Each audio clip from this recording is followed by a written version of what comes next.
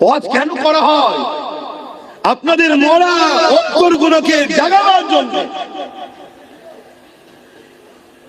আপনি যদি মনে করেন আল্লাহ ছাড়া, রাসূল ছাড়া আপনাদেরকে অন্য কেউ বাঁচাতে পারবে, তাহলে আব্বাস সিদ্দিকীর ওয়াজ ভুল হচ্ছে। একটু ঘুরে নেন, যখন সালাম পড়ানো হবে এসে বসে খাওয়া দাওয়া করে চলে যাবে। কেন? রিজিকের মালিক আমি নই, রিজিকের মালিক আল্লাহ।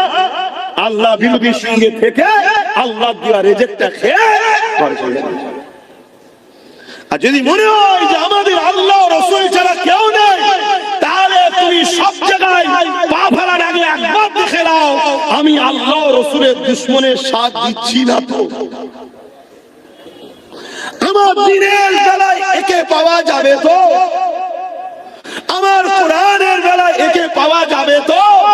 সে মানে চাই না মানে তার ব্যাপার, কমসে কম আমার কোরআনের উপরে আঘাত যখন দেবে সেই বাড়ির কর্তা হয়ে যেন বলে, এই তুই ছেলের মধ্যে তুই মানিস না তোর জায়গায়, কিন্তু এ মানে একে আঘাত দিলি কেন, তুই কৈফিয়ত দে।